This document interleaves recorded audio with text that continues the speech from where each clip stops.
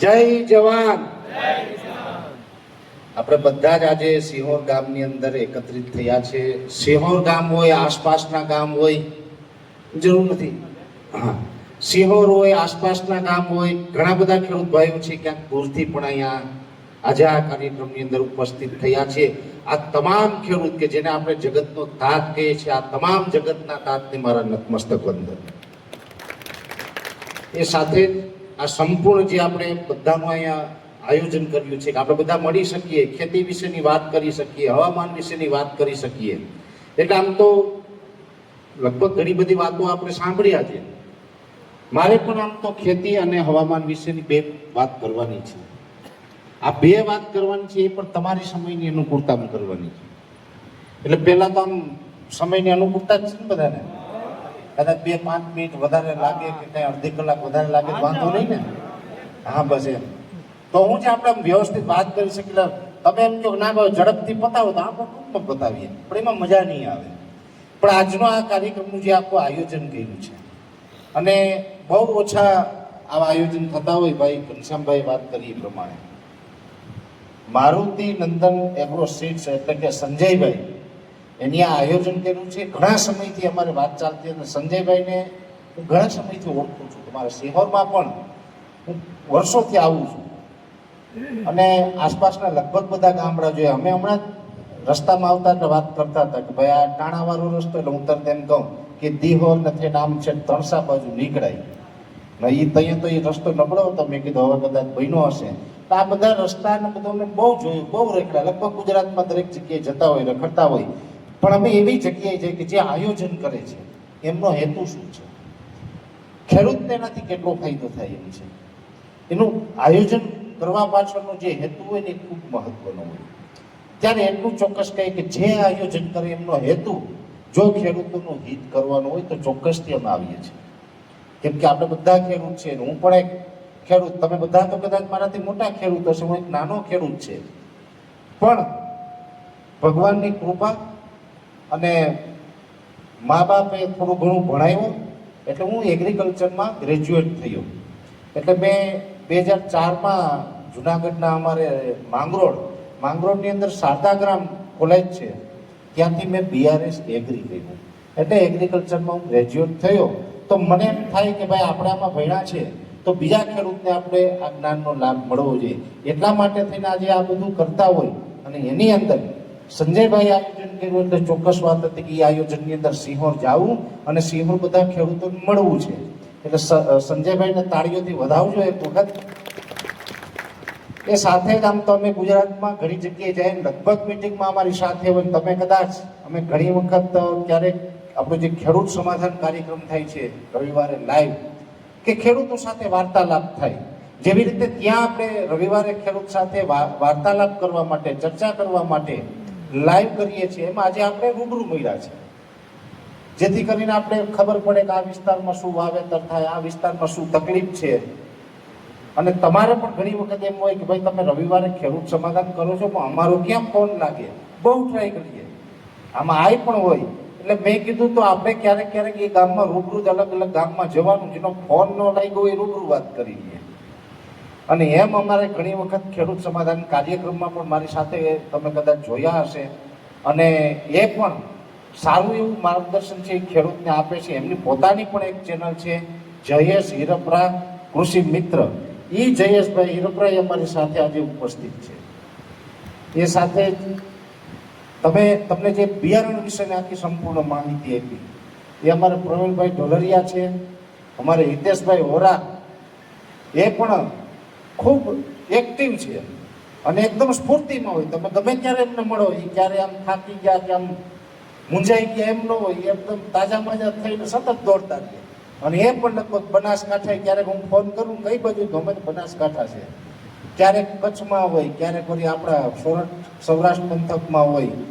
એ અમારે હિતેશભાઈ વોરા સાથે આ તમારા વિસ્તારમાં હું આવ્યો ને આજે જેને રૂબરૂ મળ્યો, એટલે હું 2 શબ્દમાં કહી શકું કે તમારા વિસ્તારનું ઘરેણું છે કે જેમણે સુભાષ પાલેકર પદ્ધતિથી ખેતી કરી, પ્રાકૃતિક ખેતીની અંદર રસ લીધો એટલું જ નહીં, એમાં એટલું ઊંડું ઉતર્યા કે જે આજે પોતે સ્ટેજ ઉપરથી બીજા ખેડૂતોને માર્ગદર્શન આપી શકે. અને કહી શકાય કે આપણે તો બધા જે લાઈનના જાણકાર હોય ને ખબર હોય, આપણે ખેડૂતના દીકરા હોય ને, હોશિયાર ખેડૂત હોય ને, આપણે ખબર છે મગફળીમાં ઉતારોની કાઢીએ આપણે તેલની ટકાવારી કેટલી છે ખબર પડે. 200 ગ્રામ મગફળી લઈએ, ફોલીએ, એમાંથી દાણાનો વજન કેટલો થાય આ બધું ચેક કરતા હોય. પછી આપણે વેપારી મગફળી લઈએ. પણ ઘણા ખેડૂત મેં એવાય જોયા એટલા હોશિયાર છે, મગફળીની જે ગુણી હોય, કટો હોય, એ ટ્રેક્ટરમાંથી આમ પછાડો ને પ્રવીણભાઈ, એના અવાજ ઉપરથી કહી દે કે એમાં આટલાનો ઉતારો હશે. આ એનો અનુભવ હોય. એમ એને બહુ જરૂર ન પડે. એમ અમારે ભગવાનની કૃપા છે, કોઈક માણસ ખેતી વિશે બોલે ને તો એ કેટલો ટેલેન્ટેડ માણસ છે એ ખબર પડી. આજે ટૂંકી માહિતી આપી પણ એમની માહિતીનો લાભ લીધા જેવો છે એવો આ કૃષિના જ્ઞાનનો ખજાનો છે. એવા તમારા વિસ્તારનો ઘરનો આ નારસનભાઈ મોરી કે જેમની પાસેથી પ્રાકૃતિક ખેતી તમારે શીખવી જોઈએ. હું તમને ન્યા સુધી કહું, હું તો ઠીક છે કે વર્ષે 6 મહિને 8 મહિને કદાચ તમે કહેશો તો આવું અને તમારે સાથે આખી વાર્તાલાપ કરું, તો ખેતીની વાતો કરું. પણ તમારા આ વિસ્તારમાં એ રહે છે, અહીંથી 30 કિલોમીટર એમનું ગામ છે, વાડી છે, તો ક્યારેક એની વાડીની મુલાકાતે લેવાની. આપણે બધા ખેડૂત છે, બીજા ખેડૂત જે કાંઈક અલગ કામ કરે છે ને એમની વાડીની મુલાકાત લેવાની, ત્યાં જોવાનું, જાણવાનું, શીખવાનું, એમનો નંબર લેવાનો અને પછી આપણે એ પ્રમાણે ખેતી કરીએ. કદાચ ક્યાંક અટકીએ તો એમને ફોન કરવાનો અને એવી રીતે ધીમે ધીમે એક પગથિયું આગળ ચડવું હોય તો તમારા વિસ્તારમાં નારસનભાઈ છે એમની પણ મુલાકાત લેજો.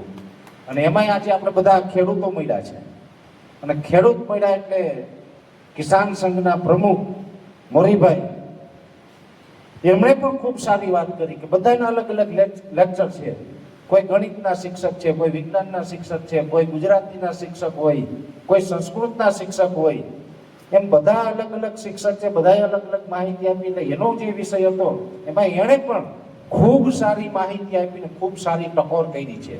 એમની વાતની અંદર જાગૃતતાની ટકોર હતી કે બધાએ જાગૃત થવાની જરૂર છે. અને 100% આ વાત કદાચ તમે દુનિયાના કોઈ પણ છેડે જશો, જાગૃત થયા વગર ક્યારેય કોઈનો ઉદ્ધાર નહીં થાય, ક્યારેય કોઈનું કલ્યાણ નહીં થાય, ક્યારેય કોઈની પ્રગતિ નહીં થાય. એટલે જાગૃતિ જરૂરી છે. પણ આજે આપણે બધા મળ્યા છીએ એટલે આમ તો હવામાનની વાત કરશું, પણ શરૂઆતમાં ખેતી વિશે જે આપણે વાત કરી હતી ને કે ઝેર મુક્ત ખેતી. હવે આ ઝેર મુક્ત ખેતી શું છે ને એ આપણે પહેલા તો સમજવું પડશે. ને આજે હું જે અહીંયા તમને વાત કરવા આવ્યો છું એટલે આમ તો કિસાન સંઘના પ્રમુખ સાહેબે કીધું એમ હું ખાલી જાગૃત કરવા આવ્યો છું, બાકી આપણે ખેતીની વાત છે. હું હમણાં જ નારસનભાઈને કહેતો હતો, મેં કીધું આપણે અહીંયા જે કાર્યક્રમ કરીએ, અમારા મનુભાઈ અહીં બેઠા છે, મનુભાઈ તમે જ્યાં ઊભા છો, મને ઘણા સમયથી ફોન કર્યો, મને કે તમે સિંહોર બાજુ આવો ને આપણે મળશું. અમારે મિત્ર ઘણા સમયથી પણ ટેલિફોનિક, આજે રૂબરૂ મળ્યા, મને આનંદ થયો. એટલે કહેવાનો મતલબ કે નારસનભાઈને અમે હમણાં વાત કરતા હતા એટલે મેં નારસનભાઈને કીધું, મેં કીધું ખેતી એક એવો વિષય છે કે આમાં આપણે બધા ભેગા થઈએ ને 1-2 કલાક કે 3 કલાક કોઈ લેક્ચર આપી અને ખેતી વિશે કોઈને માસ્ટર બનાવીને જતા રહીએ એ શક્ય નથી. છે શક્ય? અમે બધા જ કદાચ 1-1 કલાક બોલીએ અહીંયા જેટલા પણ બેઠા છીએ અને બધાની ક્ષમતા છે. જો પ્રવીણભાઈ ઢોલરિયા છે, જયેશભાઈ હિરપરા છે, નારસનભાઈ છે, હું છે, આ પ્રમુખ સાહેબ છે, ખેતી વિશે એક નહીં તમે 1.5 કલાક કે બધા 1.5 કલાક બોલે એમ છે. પણ બધા 1.5 કલાક બોલે અને એ બોલવાથી તમે બધું યાદ રાખી લો, તમે એ પ્રમાણે ખેતીમાં માસ્ટર થઈ જાવ એવું ના બને. ખેતીમાં ખરેખર તો પ્રાકૃતિક ખેતી હોય, ઝેર મુક્ત ખેતી છે કે જે જૈવિક ખેતી છે, રાસાયણિક ખેતી છે, ખેતીના અલગ અલગ પાર્ટ છે. જે પણ આપણે રાસાયણિક ખેતીથી દૂર જવું છે, પ્રાકૃતિક ખેતીમાં જવું હશે તો કોઈ કલાક 2 કલાક કે 5 કલાક નહીં, પણ તમારે રોજ 4 થી 5 કલાક, જેમાં આપણે મોરારી બાપુની કથા સાંભળીએ ને એમ રોજથી 4 થી 5 કલાક એવા 5-6 દિવસ સુધી આ કાર્યક્રમ ચાલે ને ત્યારે આખો ખેતીનો અધ્યાય પૂરો થાય. એવડો લાંબો વિષય છે આ. પણ આજે આવ્યા છે ટૂંકમાં વાત કરવાની છે. ઝેર મુક્ત ખેતી આવો શબ્દ મેં લખ્યો, તમે જ્યાં